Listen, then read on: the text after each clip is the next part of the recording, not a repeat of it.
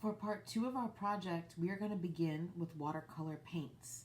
In your art kit, you will find your watercolor set and a paintbrush. You might want to grab another paintbrush if you've got a few different sized ones at home. Also, make sure that you are working on a surface that you can get paint on. Grab yourself a piece of paper towel with the brushes, and also get something that you can use to put water in. I like to use an old cup that I'm using as just a paint cup now. No more drinking out of it. But be sure to ask permission before you take something out of the kitchen and use it. This project is all about color theory, and some of the best part of color theory is when the color mixing actually happens. So that's why we are using watercolors so that you can see the color mixing actually happen. So we are only going to paint with the primary colors today. I'm going to start by painting my cupcake all the way to the left, all red. To activate these watercolors, I wet my brush and add a little bit of water and that wet paintbrush and swirl it around, and you'll see the paint liquefy. The more water, the lighter red it is. Less water, the more intense red. I'm going to make it pretty light.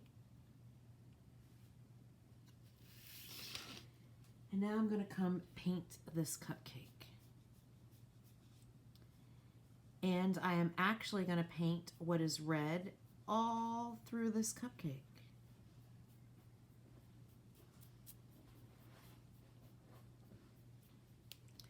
I'm going with a pretty light red, not super, super dark, not too super light, kind of an in-between. When I run out of paint on my paintbrush, I dip it in the palette and get some more red on it. Right now I'm going to leave our toppings alone, and we will come back and talk about those later. But I'm going to continue to paint this cupcake red. I'm being careful not to stick my hand in the wet paint, and I'm also kind of holding this paintbrush and controlling it like a pencil. I'm not going to try to treat it any differently. I need a little bit more paint. So I'm going to dip it in and continue painting.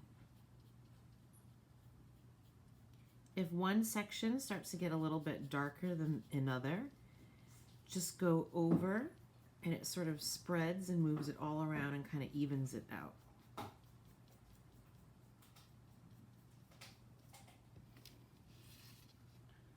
One last dip into that red.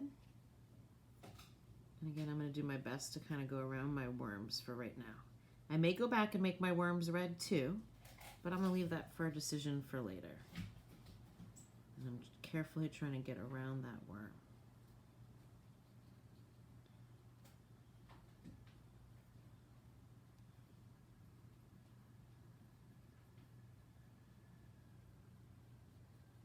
So now I have the first cupcake all the way to the left painted red, even where it's overlapping the other.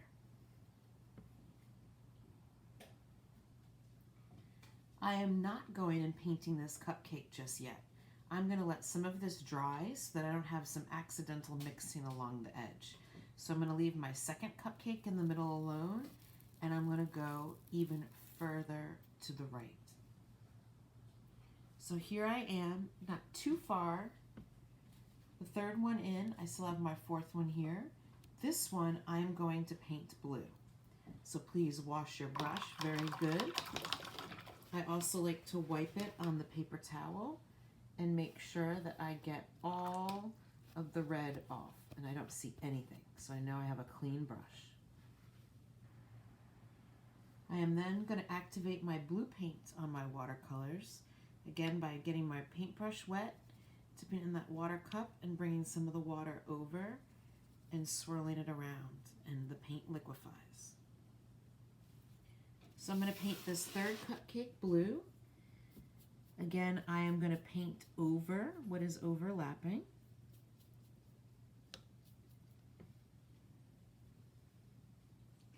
And again, I am doing an in-between of a blue, not super dark, but not too light either.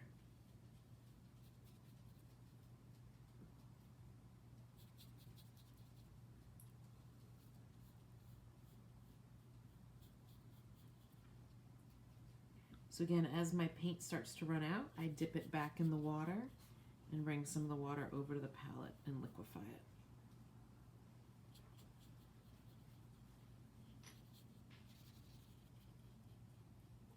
I am going to leave the fruit slice alone for right this moment. I may go back and paint it blue, but we shall see.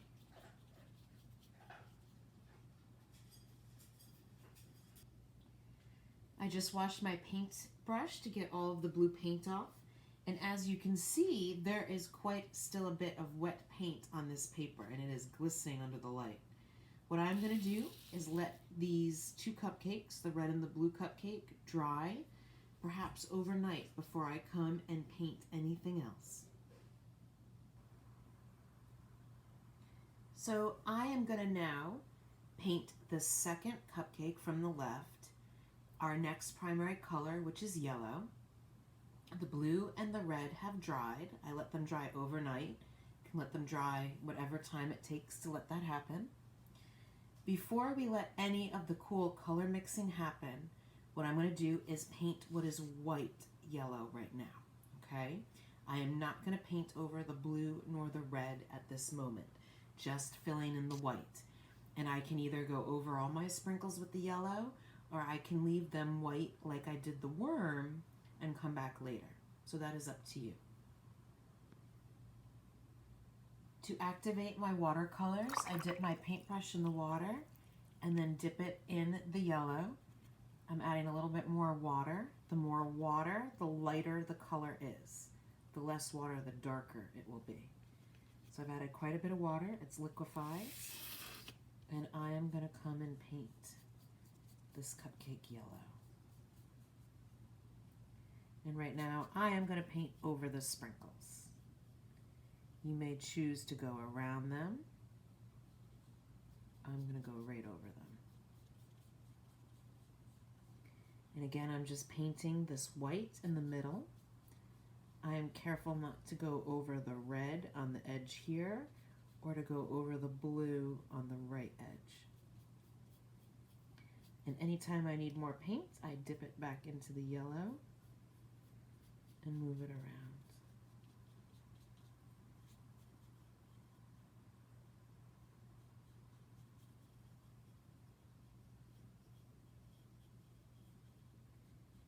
And now I have just the center painted yellow, our other primary color. My paintbrush in the water, rinse it out really well. I like to wipe it on the paper towel to make sure that I don't have any yellow. And what we are going to do for the next step is paint the last cupcake in the series here in the 4 red. So the one on the very left will be red and the one on the very right. And you can decide if you would like to paint the cherry or leave it to paint later. I'm activating the red paint by dropping some water in and swirling it around. And I think with this, I'm going to paint the cherry, but I am not going to paint that little reflection. And I also may stay away from that stem.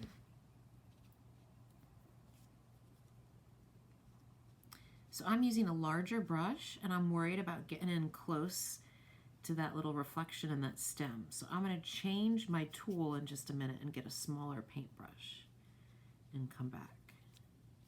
But I'm going to use this large one and finish painting the rest of this red. And again, I am at this time not going over the blue.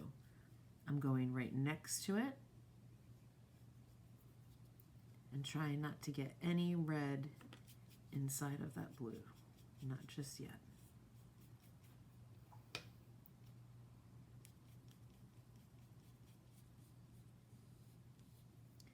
So I'm painting the cupcake all the way to the right. So we've got a pattern going with our primaries. We have red, blue, yellow, red. And again, I'm going to use a smaller paintbrush to try to get in around, and that fits much better. So sometimes when you're painting, or making art that you might need to change the tool that you're using to better suit what you're doing. And now I've got a red cherry with my stem left plane and the reflection of light left plane, the white of the paper. We now have 4 primary colored cupcakes, and I'm going to let that yellow one that I painted and the red one on the end dry overnight, and we are going to talk about doing some color mixing next.